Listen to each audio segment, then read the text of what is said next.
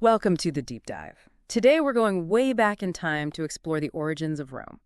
We've got a stack of sources to help us unravel this story. We have some ancient texts, we have archaeological reports, and some pretty captivating legends too. It's a story that begins long before the city of Rome, in a prehistoric Italy that was already brimming with diverse cultures. So we're not just dropping into a world with Rome already established. What was going on in Italy before the Romans came along? Picture a peninsula, dotted with groups who had their own distinct tool-making traditions, their own ways of life. Some are nomadic hunter-gatherers, always on the move. Okay. And then over time, new populations arrived. They brought fresh ideas and practices, really a melting pot of cultures. I see. So was there like a key moment when things started to shift toward a more settled way of life? Absolutely. The transition from a nomadic lifestyle to settled agricultural communities was pivotal. As people learned to cultivate crops and domesticate animals, permanent villages emerged. Social structures became more complex. This laid the groundwork for civilizations, including Rome. Okay, yeah, that makes sense. Agriculture would have allowed for larger, more stable communities.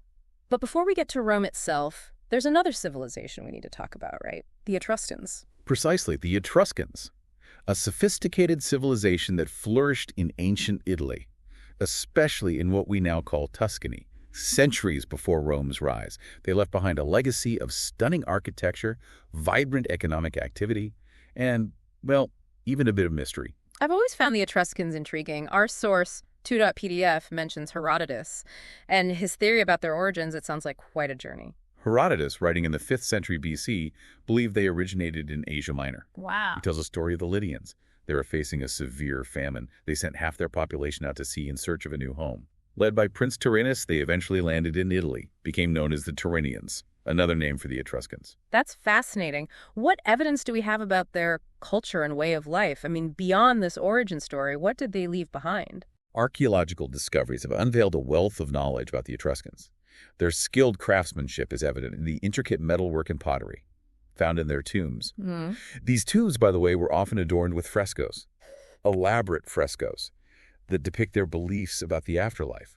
Their cities, like Tarquinian Bay, boasted paved streets, complex drainage systems, and impressive public buildings, all signs of advanced urban planning. Wow. They sound incredibly advanced for their time. I'm looking at these images in our source of their clothing, their jewelry. It's so stylish. What can you tell me about their day-to-day lives? The Etruscans, they had a distinct sense of style. Men would often sport togas and pointed hats. Okay. Women adorned themselves with elaborate jewelry and hairstyles. They were known for their love of banquets and entertainment. Music, dancing, and athletic competitions were central to their society, a society that really embraced the finer things in life. Yeah, it's a stark contrast to the image we have of, early Romans living in those simple huts. It makes you realize how much variety there was in ancient Italy. But how did the Etruscans influence the early Romans? Was it just a matter of them being neighbors? Their influence went far beyond just proximity. The Romans absorbed and adapted many aspects of Etruscan culture. Their iconic toga, for instance, was directly from the Etruscans.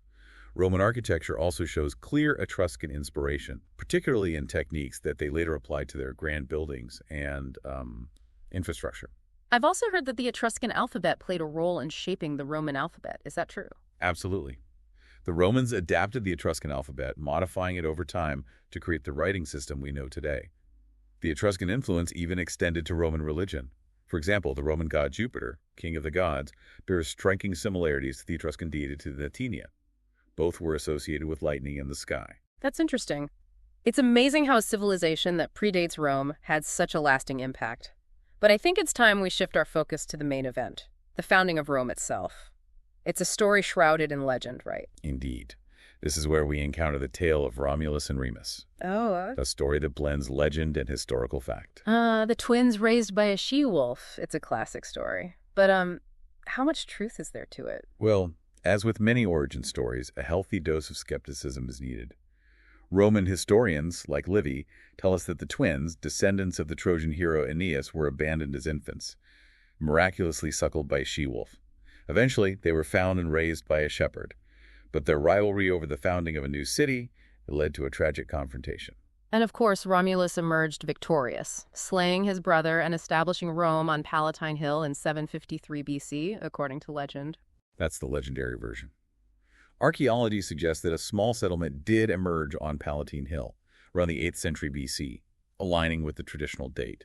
But the story of Romulus and Remus is likely a later embellishment, adding a layer of divine destiny and heroic drama to Rome's origins. Even if it's embellished, it's still a captivating story. Speaking of Palatine Hill, why was that location so crucial for the early settlement? It must have had some strategic advantages.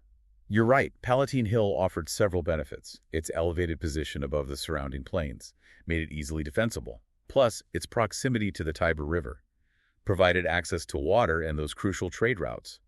This location fostered interaction with other settlements, fueling Rome's growth. It's fascinating how such a humble beginning would eventually blossom into a vast empire. So, paint a picture for me. What was daily life like for these early Romans? What did their homes look like? What did they eat? Imagine a life centered on agriculture and family. 3-year PDF describes them as hard-working and simple folk living in modest huts, made of mud brick and thatch, a far cry from the grandeur we see in Etruscan cities. It sounds like a very simple life. Compared to the relative luxury of the Etruscans, what did their diet consist of? It was primarily based on what they could grow and gather. Grains like barley and wheat, vegetables such as beans and lentils, fruits like figs and grapes. Meat was probably a rare treat reserved for special occasions. A very different picture from those elaborate Etruscan banquets. The simple agrarian lifestyle really highlights the contrast between the two cultures. Did this focus on hard work and simplicity shape the Romans as they transitioned from a village to a kingdom? This is where we enter the era of the Roman monarchy, believed to have begun around 753 BC, with the legendary Romulus as the first king. Our source, legenda.e-realta.pdf, mentions 6 subsequent kings: Numa Pompilius, Tullus Hoscilius, Ancus Marcius, Tarquinius Priscus, Servius Pilius, and Tarquinius Superbus. Each king left his mark on Rome, expanding its territory, establishing institutions, and strengthening its military. Those early values of hard work and discipline certainly played a role. It's incredible how each king contributed to the growth of Rome. Were there any particularly notable figures among these early kings? Certainly, Numa Pompilius. Okay. He's credited with establishing many of Rome's religious institutions and traditions.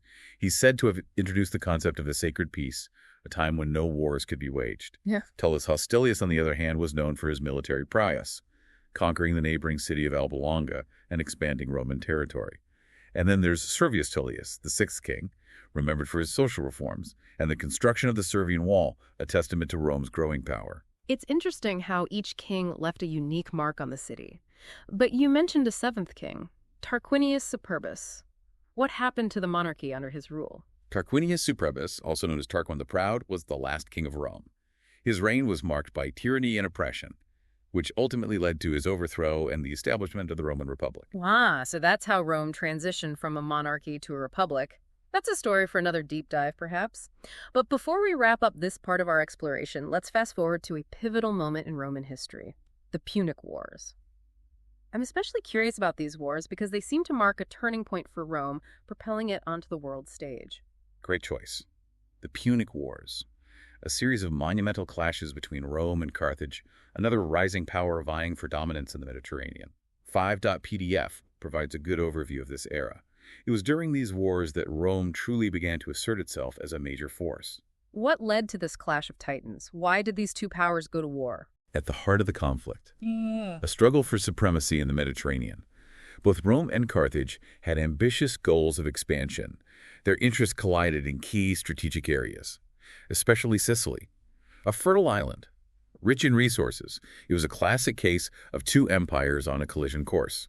This sets the stage for a truly epic confrontation. But I think we need to pause our deep dive here for now.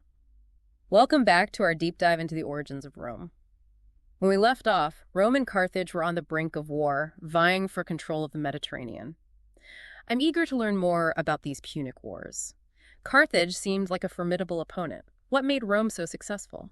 It's important to remember that at the start of these wars, Carthage actually held the advantage, particularly when it came to naval power. Okay. Rome, at this point, was primarily a land-based power. That makes sense. So how did the Romans overcome that disadvantage? I remember 5.pdf mentioning something called a crow. Yes, the corvus. This invention really showcases Roman ingenuity. It was a boarding bridge with a large iron spike. Imagine this. During naval battles, the Romans would use the corvus to maneuver their ships close to Carthaginian vessels. Once in position, they would drop the Corvus, effectively turning a sea battle into a land battle where their legions excelled. That's brilliant. It sounds like innovation played a key role in their early naval victories, but I imagine it took more than just clever engineering to win these wars. You're absolutely right. The Romans, even in the face of defeat, demonstrated remarkable resilience and determination. This unwavering spirit was a key factor in their eventual triumph. Which brings us to Hannibal, right? The Carthaginian general who nearly brought Rome to its knees. His name is synonymous with military genius even today. Hannibal Barca was indeed a military mastermind. His daring invasion of Italy, crossing the Alps with elephants, is a testament to his audacity and strategic brilliance. Crossing the Alps with elephants, that's incredible. What made him such a formidable adversary for the Romans? What were his strengths? Hannibal was a master of strategy and tactics. He understood the power of speed, surprise, and exploiting his enemy's weaknesses. He also possessed incredible charisma and leadership skills. He inspired fierce loyalty in his troops, a diverse mix of Carthaginians, Gauls, and Iberians. It sounds like he was a force to be reckoned with. And his victory at Cannae, that was a major turning point in the Second Punic War, wasn't it? Cannae was a devastating blow to Rome, a military disaster, sent shockwaves throughout the Republic. Hannibal completely outmaneuvered the Roman legions, encircling and annihilating a much larger force. It was a crushing defeat for Rome. Hearing about this defeat, I'm even more impressed by Rome's eventual victory. How did they manage to recover from such a catastrophic loss? This is where Roman resilience and determination truly shine. Despite the immense losses at Cannae, they refused to surrender. Wow. They rallied, raised new legions, and adopted a strategy of attrition. They avoided direct confrontations with Hannibal, gradually wearing down his forces over time. So a war of attrition was key to turning the tide in Rome's favor. That must have taken immense patience and strategic planning. Was there anything else that contributed to their success? Patience was indeed crucial. But another key factor was Roman political unity. While Carthage was plagued by internal divisions and factionalism, the Roman Senate remained largely unified, providing consistent leadership throughout the conflict. So a unified front against a divided enemy. It makes you realize how internal stability can play a crucial role in times of war. But eventually, Rome did manage to defeat Hannibal, right? Tell me about the Roman general who orchestrated this victory. That would be Scipio Africanus, a brilliant strategist in his own right. Scipio realized that to defeat Hannibal, he needed to shift the battleground. Okay. He launched a daring expedition to North Africa, forcing Hannibal to return home to defend his own city. So he took the fight to Hannibal's doorstep. What a bold move. What happened next? This strategy led to the final showdown at the Battle of Zama in 202 BC. Scipio, using tactics similar to those employed by Hannibal and Cannae, outmaneuvered his opponent. The Roman legions, with their superior discipline and organization, crushed Hannibal's forces, effectively ending the Second Punic War. What a dramatic turn of events. It sounds like Scipio learned from Hannibal's own playbook. After these long and brutal wars, what was the outcome for Rome? What were the lasting effects? The Punic Wars had profound consequences for Rome. The victory propelled them to become the undisputed power in the Western Mediterranean, giving them control over vast territories, North Africa, Spain, and Sicily. So Rome emerged from these wars as a dominant force in the Mediterranean. That's a significant shift in power. It was a turning point. These victories brought immense wealth and resources, fueling Rome's continued expansion and solidifying its position as a major power. It's important to remember, however, that Rome's rise wasn't without its costs. The Punic Wars were brutal, leaving a legacy of destruction. Yeah, that's a good point. It's a reminder that even triumphant stories often have darker sides. Were there any other consequences of these wars? The influx of wealth and slaves from conquered territories brought about significant social and economic changes within Roman society. These changes would have a lasting impact on Rome's future. That's an intriguing thought. I'm curious to learn more about these changes and how they shaped Roman society. Welcome back to our deep dive into the origins of Rome. We've covered a lot of ground, from prehistoric Italy to the rise of the Roman monarchy and their epic clashes with Carthage. It's been a fascinating journey. It really highlights how Rome transformed from a humble village into a major power. But, as we discussed, that rise wasn't without its challenges. Those social and economic changes you mentioned, stemming from the influx of wealth and slaves, they really reshaped Roman society. Yeah, that's something I'd like to understand better. What were some of the specific ways Roman society was affected? Think back to the Roman economy. It was traditionally based on agriculture, small-scale land ownership. But the spoils of war, they brought about a significant shift. Vast estates, called latifundia, were created, often using slave labor. This displaced many small farmers, resulted in a new class of incredibly wealthy landowners. So the gap between the rich and the poor widened. Exactly. This economic disparity, combined with political tensions and social unrest, created a period of instability and conflict within the Roman Republic. We see the rise of popular leaders like the Gracchi brothers who championed land reforms to address these growing inequalities. It sounds like a turbulent time. What happened to these reform efforts? Did they succeed in stabilizing Roman society? Unfortunately, no. The Gracchi brothers faced fierce opposition from the wealthy elite. They saw these reforms as a threat to their power. Tragically, both brothers were assassinated. That's a tragic end. What did their assassinations signify for Rome? Their deaths marked a turning point, ushering in an era of civil wars and political violence. That would eventually spell the end for the Roman Republic. It's almost ironic. Rome's success in the Punic Wars, which brought them so much wealth and power, ultimately contributed to their internal struggles. In a way, yes. Managing a vast multi-ethnic empire, coupled with internal social and economic tensions, proved a heavy burden for the Roman Republic to bear. So what happened next? Did Rome completely descend into chaos? Not entirely. From this turmoil emerged a new, powerful figure, Julius Caesar. Okay. A brilliant general and ambitious politician. Caesar rose to prominence through military victories, shrewd political maneuvering, and his popularity with the people. Ah, Caesar. His name is synonymous with Roman power. Didn't he eventually become dictator of Rome? Yes, he did. After a series of civil wars, Caesar emerged victorious, assumed the title of Dictator Perpetuo, dictator for life. He implemented various reforms, aimed at centralizing power, tackling some of the social and economic problems. So he was a complex figure, driven by ambition, but also a desire to bring order and stability back to Rome. Precisely. Caesar's reign was marked by both ambition and a drive to restore Rome to its former glory. However, his consolidation of power alienated many members of the Senate. This ultimately led to his assassination in 44 BC. The Ides of March. That event sent shockwaves throughout the Roman world. What happened after Caesar's death? His assassination triggered another round of civil wars. His heir, Octavian, eventually emerged victorious, defeating his rivals and establishing himself as the first Roman emperor, taking the name Augustus. And with Augustus, the Roman Republic transitioned into the Roman Empire, right? That's right. Augustus's reign ushered in a period of relative peace and prosperity, known as the Pax Romana, the Roman peace. Under Emperor Trajan, the empire reached its greatest territorial extent in the 2nd century AD. It's incredible to think about how far Rome came, from that small village on Palatine Hill to this vast empire, spanning 3 continents. It's truly a remarkable story. It is, and it's a story filled with valuable lessons about the rise and fall of civilizations, the complexities of power, and the enduring legacy of ancient Rome, a legacy that continues to shape our world today. We've reached the end of our deep dive. It feels like just the beginning of exploring Roman history. There's so much more to discover. Absolutely. This deep dive has given you a solid foundation, and I encourage you to continue your exploration.